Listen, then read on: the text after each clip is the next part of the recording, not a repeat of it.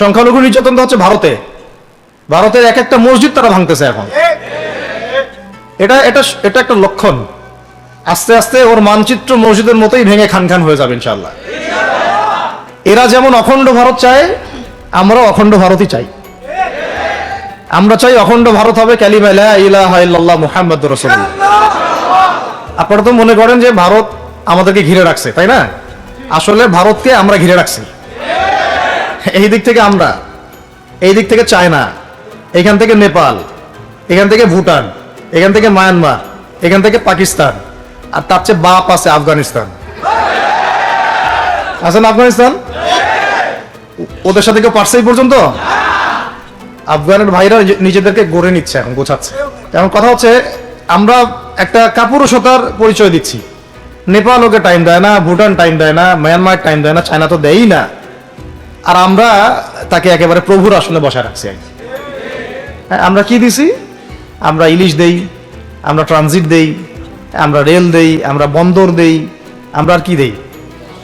Gas তো দেই মাশাআল্লাহ, তারপরে পণ্যগুলো তো দিচ্ছি, গার্মেন্টস দিয়ে দিচ্ছি, আমাদের প্রশাসনের মধ্যে লোকজন দিয়ে দিচ্ছি, কর্মী শ্রমিক দিয়ে দিচ্ছি। এই জন্যই তো বলি, কেন সে স্ট্যাটাস দেয় যে এই স্বাধীনতা তার স্বাধীনতা। এটাই তো আমরা কারণ। তার মানে তারা আমাদের সার্বভৌমত্বটাকে স্বীকার করে না, তাই না? তারা যদি আমাদের স্বাধীনতা সার্বভৌমত্বকে স্বীকার করতোই, তাহলে তো এরকম স্ট্যাটাস দিত না, দিত কি? তো এখন কথা হচ্ছে, আমরা মাথা নত করার জাতি না। আমাদের নবী মুহাম্মদ সাল্লাল্লাহু আলাইহি ওয়াসাল্লাম মাথা উঁচু করে দাওয়াতি কাজ করছেন।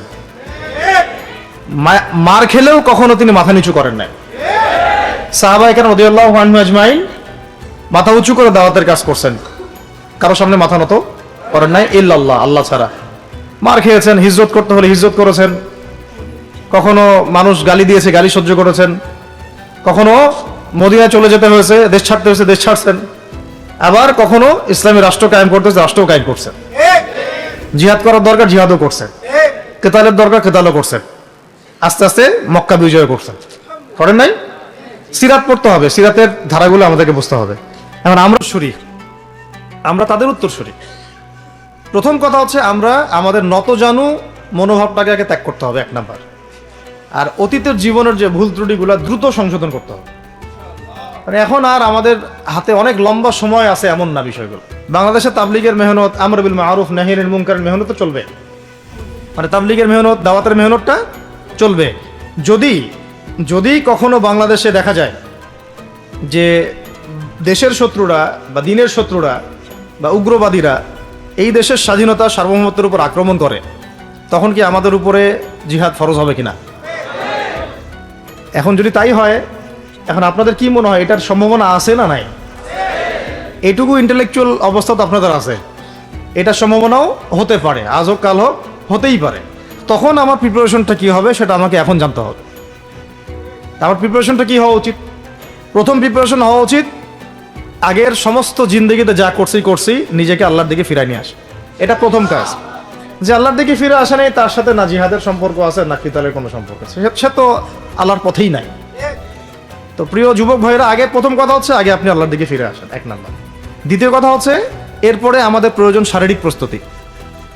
শারীরিক প্রস্তুতি, যেমনটা বললাম যে কোনো অবস্থাতেই আলেম ওলামাদেরকে, দায়ীদেরকে, মুফতিদেরকে, মুহাদ্দিসদেরকে, মাদ্রাসার শিক্ষকদেরকে, খতিবদেরকে ভিতরে ঢুকতে দেওয়া যাবে না। কারণ আপনাদেরকে যদি ভিতরে নিয়ে যাওয়ার স্কোপ পায় তারা নতুন করে আবারও কেউ, তাহলে আর সুস্থ রাখবে না, ফিজিক্যালি আপনি ঠিক থাকতে পারবেন না।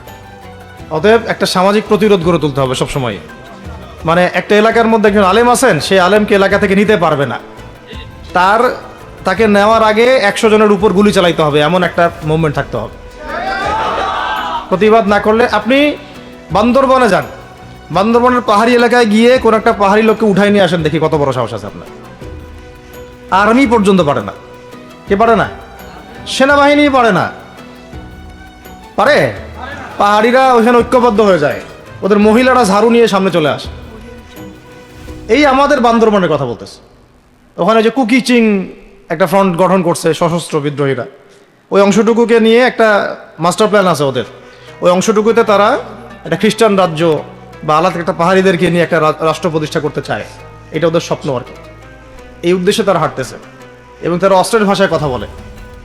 ওখানে তারা পতাকা বানাইছে, মানচিত্র বানাইছে, এমনকি লাস্ট টাইম আমরা ওখানে গিয়ে শুনলাম যে মুদ্রাও নাকি বানাচ্ছে। মুদ্রা হাসতেছেন, বিষয়টা কত ডিপ।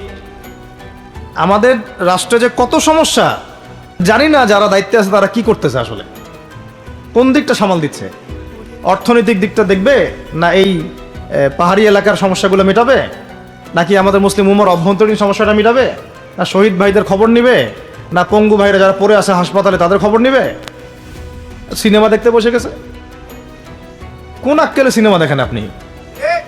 আপনার মানে সিনেমা দেখার সময় কোথায় আপনার? সিনেমা দেখার সময় কোথায়? এই যে যতগুলো ভাই শহীদ হয়েছে তাদের পরিবারের খোঁজখবর নেওয়া লাগবে না? এবং যতগুলো ভাই এখন হাসপাতালে কাতরাচ্ছে তাদের সঙ্গে হাজার হাজার ছাত্র ভাই, তাদের চিকিৎসা করানো লাগবে না? যত মানুষকে গুম করা হয়েছে ওদেরকে মুক্ত করা লাগবে না? তারাও তো জানে এটা অন্যায়, এবং যারা করে তারাও বলে এটা অন্যায়, জানেন?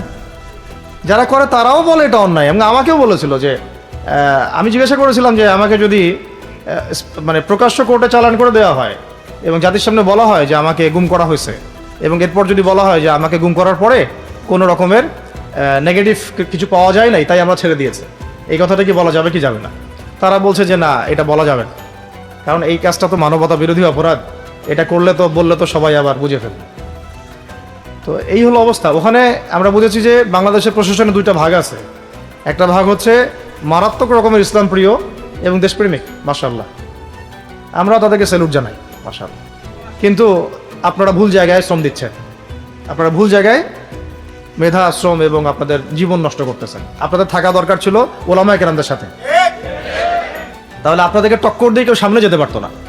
আপনারা খালিদ বিন ওয়ালিদ হতে পারতেন আমাদের, আপনারা কিন্তু ওমর ইবনুল খাত্তাব হতে পারতেন। ওইখানে ঢুকে আপনারা শুধুমাত্র দুনিয়ার স্বার্থে সব নষ্ট করতেছেন। আমাদেরকে বলা হচ্ছে হুজুর বদদোয়া করিয়েন না, হুজুর ছেড়ে দিচ্ছেন, আমাদেরকে বদদোয়া দিয়েন না আবার বের হয়ে। আমাদের চাকরি এটা, ডিউটি এটা। এক ভাই আমাকে কোরআন এনে দিয়েছিল, নির্জনতা, তো ওখানে নির্জনতার সঙ্গে হচ্ছে কোরআন এবং নামাজ। তো এক ভাই দেখেছে আমি একটু নির্জন, মন খারাপ বসে আছে, একটা কোরআন নিয়ে এসে দিয়েছে, হুজুর কোরআন পড়েন আপনি, মন ভালো হবে। আর একজন এসে কোরআন নিয়ে চলে গেছে। কোরআন পড়ে ওখানে যদি আপনি আবার উল্টাপাল্টা কিছু করেন, ওদের নিয়ম নাই কোরআন দেওয়ার কি নাই, নিয়ম নাই। তো এই হলো অবস্থা। কথা হচ্ছে যে এই ভাইদেরকে মুক্ত করাও তো তাদের কাজ ছিল। যে ওলামায়ে কেরামদের একজনের উপরে 3টা 4টা 5টা 10টা করে মামলা এখনো ঝুলতেছে, তাদেরকে মুক্ত করা উচিত ছিল না? আর এই পুরো জুলুমের পিছনে যত জালেম ইনভলভ ছিল তাদেরকে আইডেন্টিফাই করে ভিতরে ঢুকানো উচিত ছিল না? হয়েছে সব কিছু? তো এই জিনিসগুলোর মধ্যে অনেক গ্যাপস আছে। এগুলো যদি এভাবে চলতে থাকে তাহলে আগামীতে আমরা যারা ইসলামিক রাজনীতি করব বলে চিন্তা করতেছি বা ইসলামকে রাষ্ট্র ক্ষমতায় নিতে চাই, আমরাও কিন্তু বেগ পাবো, আর ভালো রকমের বেগ পাইতে হবে। আর বিগত সময় আমরা অনেক ভুল করছি, যেমন মন খারাপ করেন না, এগুলো আমরা ভুল করছি। এই যে আমরা সেকুলারদেরকে অনেক বিশ্বাস করে ফেলছি, ওদের সাথে জোট করতে গেছি, ঠিক আছে, ওদেরকে আমরা ভাই বোন করার চেষ্টা করছি। আসলে এদের সাথে আর কাফেরদের সাথে কোনো পার্থক্য নেই। সেকুলারিজমে যারা আছে আর কুফার যারা, এদের মধ্যে কোনো পার্থক্য নাই। ওই কালিমা পড়া না পড়ার পার্থক্য, তো বাকি আপনার পিঠে ছুরি এরাও মারবে ওরাও মারবে।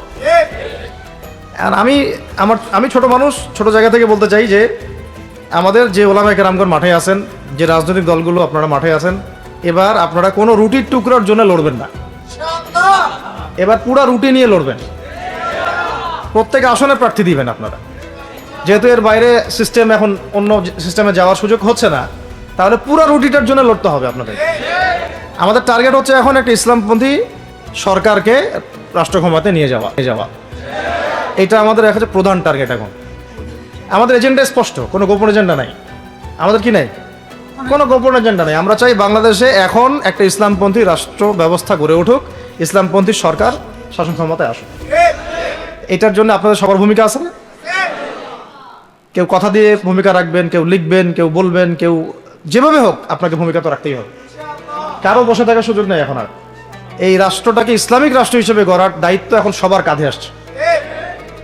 আমরা আমাদের জায়গা থেকে বলতেছি, বাকি কাজ কিন্তু আপনাদেরকে করতে হবে। আল্লাহ পাক করার তৌফিক দান করেন। আর ইসলামপন্থী ভাইদের আপোষের যে দূরত্ব, এটা কমায় ফেলতে হবে। এই দূরত্ব রাখা যাবে না। ইখতিলাফ আছে থাক, যদি আকীদাগত মৌলিক কোনো পার্থক্য না থাকে, আমরা তো ভাই ভাই নাকি? আমাদের চেয়ে কি মানে সেকুলার আমাদের বেশি বড় ভাই? আমাদের চেয়ে কি ওই যে নাস্তিক মুরতাদের আমাদের বড় ভাই? কমিউনিজমে যারা আছে ওরা আমাদের বড় ভাই? না এই গণতন্ত্রপন্থী যারা একবারে কট্টর, ওরা আমাদের দিনী ভাই নাকি? আমাদের তো ভাই, সোজা কথা হচ্ছে ইন্নামাল মুমিনুনা ইখওয়া, ইন্নামাল মুমিনুনা, মুমিন যারা মুমিন, মুমিন ভাই। মুমিনে মুমিনে কি ভাই, খালাস। আল মুসলিম ওয়া আখুল মুসলিম, মুসলিমের ভাই কি মুসলিম, খালাস এইটুক। মুসলিম আমার ভাই, মুসলিম আমার ভাই। এখন যারা এদেশের রাষ্ট্র ক্ষমতা ইসলামকে চায় না, তারা আমাদের ভাই না। সে যে কোনো নামেই আসুক, এক্স ওয়াই জেড, দেখার দরকার নেই। এক্স নামে আসুক, ওয়াই নামে আসুক, জেড নামে আসুক, যারা রাষ্ট্র ব্যবস্থা ইসলামকে চায় না, তারা আমার ভাই, খালাস, সোজা কথা। এবং রাষ্ট্র ব্যবস্থা ইসলাম চায় যে ভাইরা আমাদের, ওই ভাইদেরকে একসাথে থাকতে হবে। আল্লাহর কসম করে বলতেছি, ইনশাআল্লাহ যদি এই ভাইরা আমরা একসাথে থাকতে পারি, এর সাথে আমরা দায়ীরা, তালেবে ইলমরা, এবং আপনারা তো যুব সমাজ আছেন, আমাদেরকে টক্কর দিয়ে বাংলাদেশের রাষ্ট্র ক্ষমতায় কেউ যাইতে পারবে না ইনশাআল্লাহ। সবাইকে ভূমিকা রাখতে হবে। এখন অন্য আলোচনা চেয়ে এই আলোচনাটাই বেশি দরকার। অন্য আলোচনা অনেক শুনছেন জীবনে, এখন বাংলাদেশের দরকার একটা ইসলামপন্থী রাষ্ট্র ব্যবস্থা। এর বাইরে কোনো আলাপ নাই। এখন এটা প্রতিষ্ঠা করার জন্য কি করতে হবে সেটা ফিকির করেন। তো কি করতে হবে বলেন? প্রথম কথা হচ্ছে আমাদেরকে আগে বৈশ্বিক জালেমদেরকে চিহ্নিত করতে হবে।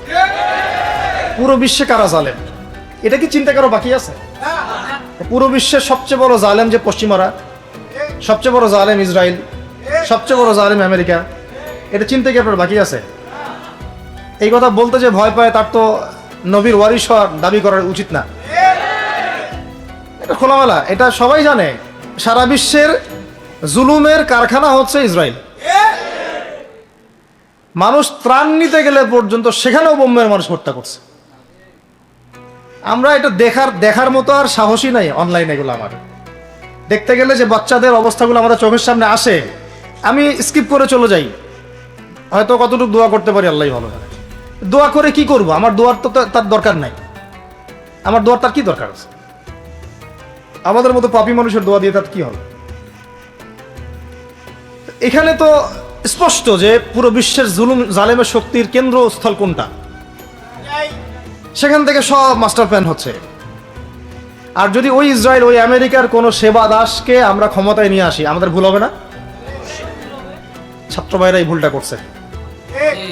ছাত্র ভাইরা ভুলটা করছেন, কারণ আপনাদের দিনের জ্ঞানের বুঝের কারণে করছেন, বুঝের অভাবের কারণে করছেন।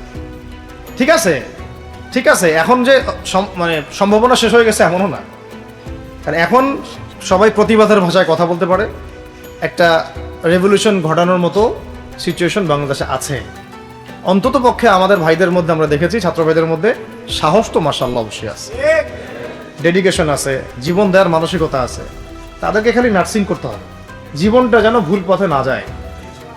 এখন আবু সাঈদের রক্তের উপর দাঁড়ায় যদি কোনো সেকুলার ক্ষমতায় আসে, তাহলে এটা আবু সাঈদের রক্তের সাথে গাদ্দারি হচ্ছে। এই মুগ্ধদের রক্তের উপর সিঁড়ি বানায় যদি কোনো জাতীয়তাবাদীরা আর ওই সেই গণতন্ত্রপন্থীরা, ওই ইসলামের দুশ্মনরা, ওই ভারতের দালাল্লাই যদি ক্ষমতায় আসে, তাহলে এটা ওদের রক্তের সাথে গাদ্দারি হচ্ছে। এই গাদ্দারির মাফ হবে না। এইটা পলাশির যুদ্ধের চেয়ে বড় মির্জাফরি হয়েছে, এটা একার চেয়ে বড় রাজাকারী হয়েছে। আপনারা বলেন যে দেখেন, ভালো করে বুঝেন, গুম হয়েছে এক শ্রেণী, আমার কথা মন খারাপ করে না, এক শ্রেণী গুম হয়ে গেছে, এক শ্রেণী ক্রসফায়ার, এক শ্রেণী শাপলা চত্বরে রক্ত দিছে, তাই নাই? এক শ্রেণী ওলামায়ে কেরাম মামলা নিয়ে ঘুরে বেড়াচ্ছে মাথার উপরে, এক শ্রেণীর ছাত্র ভাইরা রাস্তায় শহীদ হলো, আর এক শ্রেণীর ছাত্র ভাইরা পঙ্গু হয়ে হাসপাতালে বেডে পড়ে আছে। আর ক্ষমতায় গেছে কারা? নতুন এক শ্রেণী। হ্যাঁ, এবং ওখানে এমন কিছু মানুষ আছে যাদের সাথে আন্দোলনের কোনো সম্পর্কই ছিল না, সম্পূর্ণ উড়ে এসে জুড়ে বসছে তারা। আর আমরা যদি ইনশাআল্লাহু আজ্জা ওয়া জাল যদি আমরা এটাকে মদিনা রাষ্ট্র বানাতে পারি, এই বাংলাদেশকে যদি আমরা একটা মদিনা রাষ্ট্র বানাতে পারি, ইনশাআল্লাহ কালকে গাজওয়াতুল হিন্দ হবে ইনশাআল্লাহ। ওটার জন্য রেডি আমরা ইনশাআল্লাহ। পাকিস্তানের কাছে কিছুই নাই, আছে খালি 10-12টা পারমাণবিক অস্ত্র, তাতেই ভয়ে কাঁপতে থাকে। চায়না খালি একটু ভয় দেখায় যে আকাইলে কিন্তু সিকিম নিয়ে নিব, আগাইলে কিন্তু চিকেন নেক গিলে ফেলবো। চায়নার ওই ছোট ছোট যোদ্ধাদের কাছে যে মাইটটা খায়, আর আমাদের এখানে দেখা যায় যে সীমান্তর মধ্যে একটা একটা কৃষকও যদি সীমান্ত থেকে দূরেও হাল চাষ করে, ওকে গুলি করে মেরে ফেলায়। ফেলা নেই, ফেলানির কথা ভুলে গেছেন আপনারা? আমাদের বন্যা, এরকম কতগুলো মানুষকে সীমান্ত হত্যা করে মারা হয়েছে। আজকে গুগলে গিয়ে সার্চ করে দেখেন কতগুলো মানুষকে বিগত 15 বছরে সীমান্ত হত্যা করা হয়েছে। তো এখানে আমাদের স্বাধীনতার প্রশ্ন আসে না, এখানে গণতন্ত্রের কথা আসে না, সার্বভৌমত্বের কথা আসে না, না, বরং তারা ক্ষমতার জন্য ওদের কাছে ইমান বিক্রি করে দিয়েছে। ক্ষমতার জন্য এই উগ্রদের কাছে, মানে উগ্র হিন্দুত্ববাদীদের কাছে ওরা তাদের ইমান, ওদের আমল, ওদের তাকওয়া, ওদের দিন সব বিক্রি করে দিচ্ছে। এই জন্য আমি আগে বলেছি একটা লেকচারে যে আমরা যদি বিরিয়ানি খেতে চাই, আপনি যদি বিরিয়ানি খেতে চান, একটা পাত্র নেবেন কি না? আচ্ছা, পাত্রটা যদি ময়লা থাকে খাবেন? পাত্রে অনেক ময়লা আছে, আপনি কি ওইখানেই বিরিয়ানি ঢালবেন, ঢেলে খাওয়া শুরু করবেন? সবার আগে আপনি কি করেন? এটাকে ধোন, পরিষ্কার করেন, তাই না? বাংলাদেশকে যদি আপনি ইসলামী রাষ্ট্র হিসেবে করতে চান, আগে এই দেশের মধ্যে যে পয়জনগুলো আছে এগুলোকে দূর করতে হবে, সমস্ত পয়জনকে ধুয়ে সাফ করতে হবে। তারপরে যে খেলাফা বা শরিয়া বা ইমারা, যেটাই আসুক, ইমারা এক জিনিস, খেলাফা আর এক জিনিস। আমি এক কথায় বোঝাচ্ছি ইসলামী রাষ্ট্র ব্যবস্থা, এক ইসলামী রাষ্ট্র ব্যবস্থা। যদি ইসলামী রাষ্ট্র ব্যবস্থা তারপরে আসে, জমিন সাফ করার পরে, তখন সেটা সাস্টেইন করবে ইনশাআল্লাহ। আর যদি ময়লার মধ্যেই ইসলামী রাষ্ট্র কায়েম করতে চান, তখন হবে উদাহরণটা এরকম যে আপনি এই নোংরা ড্রেনের মধ্যে নেমে গায়ে সাবান মাখা শুরু করছেন, হাততে কোনো লাভ হবে না, বরং ওই নোংরাই আপনাকে খেয়ে ফেলবে। ঠিক আছে, ডেমোক্রেটিক সিস্টেমের মধ্য দিয়ে যদি আমাদের ভাইরা ক্ষমতা যেতে পারে, যাক না, সমস্যার কিছু নাই। এটা কতটুকু জায়েজ না জায়েজ, হালাল হারাম সুন্নত, এদিকে আমি যাচ্ছি না। এবং এটা নিশ্চিত তারাও জানে এটা সুন্নাত না, তারাও জানে এটা কি না, সুন্নাত পদ্ধতি না। কারণ রাসূলুল্লাহ সাল্লাল্লাহু আলাইহি ওয়াসাল্লাম দাওয়াতের মধ্য দিয়ে এবং সশস্ত্র যুদ্ধের মধ্য দিয়ে মানে মক্কা বিজয় করেছেন। দাওয়াতের মধ্য দিয়ে তিনি মদিনা রাষ্ট্র কায়েম করেছেন। তারপরে মদিনা রাষ্ট্রকে বেস করে আস্তে আস্তে আরও রাষ্ট্রকে এক্সপেন্ড করেছেন। বদর, উহুদ, খন্দক, খায়বার এগুলো হয়েছে, আস্তে আস্তে মক্কা বিজয় হয়েছে। মূল ছিল আগে মদিনা রাষ্ট্রটা কায়েম করা। তো আমরা যে কোনোভাবেই হোক মদিনা রাষ্ট্রটা আমাদের কায়েম করতে হবে আগে, তারপরে ইনশাআল্লাহ তাআলা দেখবেন, হ্যাঁ, ওই অখণ্ড ভারত আমরাও কায়েম করবো ইনশাআল্লাহ। সংখ্যা দিয়ে কিচ্ছু না, ওদের সংখ্যাকে আমরা ভয় পাই? ওদের সংখ্যাকে ভয় পাওয়ার কিচ্ছু নাই, সংখ্যাকে ভয় পাওয়ার কিচ্ছু নাই। কারণ এই যে কোরআন, আমার সামনে যে কোরআনটা আছে, এটা দেখে একটু খারাপ লাগলো। কোরআনের যে অবস্থা, এটা খুব মনের কষ্ট দিল আর কি। কোরআনটা হবে চকচকা, এটা দেখে বোঝা যাচ্ছে এটা অনেকদিন কেউ পড়েই নাই। আপনাদের বাসার যদি কোরআনের এই হালত হয়, তাহলে আমাদের দ্বারা দিন কায়েম হবে না। আপনার কোরআনের হালত হবে এমন যে কোরআনে এক বিন্দু পরিমাণ কোনো ময়লা নাই, প্রত্যেকদিন আপনার হাতের স্পর্শেই ময়লা দূর হয়, তখন এই কোরআন আপনার পক্ষে কথা বলবেন ইনশাআল্লাহ। তো ভাই, কোরআনের কাছে চলে আসেন, আর দেরি করেন না, সময় নাই। আল্লাহ পাক সবাইকে কবুল করেন, আমিন। এই মসজিদগুলোকে কাজে লাগান, এখানে তালিমি বৈঠক চালু করেন প্রত্যেক সপ্তাহে। আমি যদি প্রত্যেক মাসে রংপুরে আসি, প্রত্যেক মাসে সময় দেবো ইনশাআল্লাহ। আপনার এখানে হালত হয়, তাহলে আমাদের দ্বারা দিন কায়েম হবে না। আপনার কোরআনের হালত হবে এমন যে কোরআনে এক বিন্দু পরিমাণ কোনো ময়লা নাই, প্রত্যেকদিন আপনার হাতের স্পর্শেই ময়লা দূর হয়, তখন এই কোরআন আপনার পক্ষে কথা বলবেন ইনশাআল্লাহ। তো ভাই, কোরআনের কাছে চলে আসেন, আর দেরি করেন না, সময় নাই। আল্লাহ পাক সবাইকে কবুল করেন, আমিন। এই মসজিদগুলোকে কাজে লাগান, এখানে তালিমি বৈঠক চালু করেন প্রত্যেক সপ্তাহে। আমি যদি প্রত্যেক মাসে রংপুরে আসি, প্রত্যেক মাসে সময় দেবো ইনশাআল্লাহ। আপনার এখানে ইমাম ঠিক করেন, খতিব ঠিক করেন, এবং ওই যে টিচার ঠিক করেন, করে আপনারা কোরআন শিক্ষার ব্যাচ চালু করেন, কোরআনের তাফসীরের ক্লাস চালু করেন, তারপরে তুলনামূলক আরবি ভাষা শিখেন। মানে এগুলো শিখে নেন তাড়াতাড়ি, সময় নাই এগুলো, আমাদের হাতে সময় কম। এগুলো আজকে থেকে 10 বছর আগেই শেখা উচিত ছিল, তাই না? কিন্তু আমাদের এই সেকুলার শিক্ষা ব্যবস্থা আপনার জীবন থেকে 20 বছর কেড়ে নিছে। 20 বছর পড়াশোনা করার পরে আমি চ্যালেঞ্জ করতেছি, এই যে লাখ লাখ টিচারকেও যদি আপনি কোরআন তেলাওয়াত ধরেন, সহি বলতে পারে না, অথচ তারা জাতির শিক্ষক হয়ে বসে আছে। তো সেকুলার শিক্ষা ব্যবস্থাটা আমাদের জীবন থেকে পুরা ইসলামের হকটাকে নষ্ট করে ফেলছেন। আপনার অধিকার ছিল যে আপনি একজন স্কুলের স্টুডেন্ট, আপনি কোরআন পড়তে পারবেন। আপনি একজন কলেজের স্টুডেন্ট, আপনি কোরআনের তাফসীর করতে পারবেন। আপনি একজন ইউনিভার্সিটি পাস করেছেন, আপনি হাদিসও পড়তে পারবেন, এবারও তো দিতে পারবেন, এরাও দিতে পারবেন, এটা আপনার হক ছিল। কিন্তু এই হকটা নষ্ট করছে কারা? এই সেকুলার শিক্ষা ব্যবস্থা। নষ্ট করে ফেলছে, এখন তো কিছু করার নাই। তো এটাতে আমাদের দোষ কি? আমাদের দোষ হচ্ছে আমরাই তো তাদেরকে ভোট টোট দিয়ে উপরে উঠেছিলাম। আমাদের বাপরা উঠাইছে, আমাদের বাবারা উঠাইছে, তার বাবার উঠাইছে। তা আমরা তো ওই সময় ইনসাফ করি নাই, ফল আমাদেরকে ভোগ করতে হয়েছে। আপনার এই প্রসঙ্গটা দুটো কথা বলেই ফেলি, নাহলে আমি মানে হকাদায় হয় না। একটা মুসলিম ঘরের ছেলে, তার অধিকার নাই প্রাইমারি স্কুলে গিয়ে সে কোরআন শিখবে? আচ্ছা, আমাদের মৌলিক অধিকার কি? খাদ্য, বস্ত্র, বাসস্থান, শিক্ষা, চিকিৎসা, পাঁচটা বলি না? তো কোরআন আমার মৌলিক অধিকার না? মুসলিম পরিবারের সন্তান আমি, কোরআন আমার মৌলিক অধিকার না? তারপর প্রাইমারি স্কুল আপনাকে শিখায় নাই, হাই স্কুল আপনাকে শিখায় নাই, এমনকি কারমাইকেল শিখাইছে আপনাকে, বেগম রোকেয়া বিশ্ববিদ্যালয় শিখাইছে, এরাও শিখায় নাই। এমনকি বিসিএস ক্যাডার হচ্ছেন কোরআন ছাড়াই, ডক্টর হচ্ছেন কোরআন ছাড়াই, ইঞ্জিনিয়ার হচ্ছেনও কোরআন ছাড়াই। এমনকি শিক্ষা কমিশন গঠন হচ্ছে, ওই কমিশনের লোকদেরও কোরআনের জ্ঞান নাই। টকশোতে এসে আবার ঠিকই পটর পটর করে, কোরআনে পড়তেও পারে না, টকশোতে এসে পটর পটর করে। এই তো বিগত 10 বছর তো টকশোর বছর ছিল, খালি টকশো, দেখেন নাই? আলোচনা আলোচনা আলোচনা, একটা ন্যারেটিভ তৈরি করা হচ্ছিল, ইসলাম নিয়ে যারাই কথা বলবে এরাই জঙ্গি, এরাই মৌলবাদী, এরাই সন্ত্রাসী। হ্যাঁ, তো কিভাবে মানুষের ব্রেন ওয়াশ করা হয়েছে। আমি আসলে অবাক হয়ে গেছি এই ঘটনাতে, জুলাইয়ের ঘটনায়, যে যুব সমাজকে ধ্বংস করার জন্য তারা 20 বছর ঢেলে দিছে, ওই যুব সমাজই তাদেরকে পিটাই বের করছে। আল্লাহ পাকের কি পরিকল্পনা! আপনাদেরকে ধ্বংস করার জন্য 20 বছর ধরে তারা সিলেবাস কারিকুলাম করছে।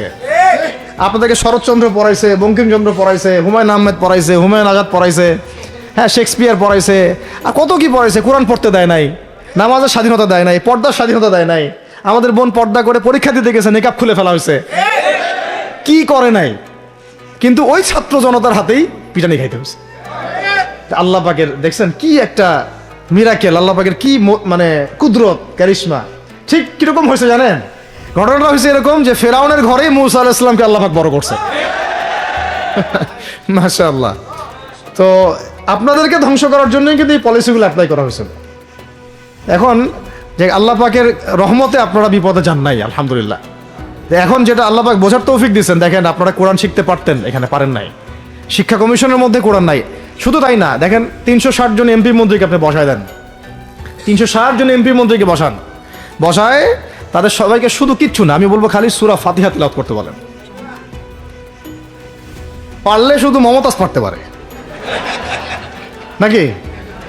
কারণ তার তো বুখারী মুসলিম সিয়াসিতা পড়া আছে, ওটা পড়া ছিল আর কি, এটা পড়া ছিল, তো হয়তো সে পারতে পারে না। পারলে তো ভালো, খারাপ কিছু না, ঠিক আছে। তো বাকি কেউ কিন্তু পারে না। আর বেশি দেন না, অল্প না, ঠিক আছে, শেষ করতেছে। তো এখন প্রিয় ভাইরা, এখন কথা অনেক হয়ে গেছে। মূল কথা হচ্ছে যে আমাদেরকে এখন একটা নতুন উদ্দেশ্য নিয়ে, তাই না? কিন্তু আমাদের এই সেকুলার শিক্ষা ব্যবস্থা আপনার জীবন থেকে 20 বছর কেড়ে নিছে। 20 বছর পড়াশোনা করার পরে আমি চ্যালেঞ্জ করতেছি, এই যে লাখ লাখ টিচারকেও যদি আপনি কোরআন তেলাওয়াত ধরেন, সহি বলতে পারে না, অথচ তারা জাতির শিক্ষক হয়ে বসে আছে। তো সেকুলার শিক্ষা ব্যবস্থাটা আমাদের জীবন থেকে পুরা ইসলামের হকটাকে নষ্ট করে ফেলছেন। আপনার অধিকার ছিল যে আপনি একজন স্কুলের স্টুডেন্ট, আপনি কোরআন পড়তে পারবেন। আপনি একজন কলেজের স্টুডেন্ট, আপনি কোরআনের তাফসির করতে পারবেন। আপনি একজন ইউনিভার্সিটি পাস করেছেন, আপনি হাদিসও পড়তে পারবেন, এবারও তো দিতে পারবেন, এরাও দিতে পারবেন। এটা আপনার হক ছিল, কিন্তু এই হকটা নষ্ট করছে কারা? এই সেকুলার শিক্ষা ব্যবস্থা নষ্ট করে ফেলছে, এখন তো কিছু করার নাই। তো এটাতে আমাদের দোষ কি? আমাদের দোষ হচ্ছে আমরাই তো তাদেরকে ভোট টোট দিয়ে উপরে উঠেছিলাম। আমাদের বাপরা উঠাইছে, আমাদের বাবারা উঠাইছে, তার বাবার উঠাইছে। তা আমরা তো ওই সময় ইনসাফ করি নাই, ফল আমাদেরকে ভোগ করতে হয়েছে। আপনার এই প্রসঙ্গটা দুটো কথা বলেই ফেলি, নাহলে আমি মানে হকাদায় হয় না। একটা মুসলিম ঘরের ছেলে, তার অধিকার নাই প্রাইমারি স্কুলে গিয়ে সে কোরআন শিখবে? আচ্ছা, আমাদের মৌলিক অধিকার কি? খাদ্য, বস্ত্র, বাসস্থান, শিক্ষা, চিকিৎসা, পাঁচটা বলি না? তো কোরআন আমার মৌলিক অধিকার না? মুসলিম পরিবারের সন্তান আমি, কোরআন আমার মৌলিক অধিকার না? তারপর প্রাইমারি স্কুল আপনাকে শিখায় নাই, হাই স্কুল আপনাকে শিখায় নাই, এমনকি কারমাইকেল শিখাইছে আপনাকে, বেগম রোকেয়া বিশ্ববিদ্যালয় শিখাইছে, এরাও শিখায় নাই।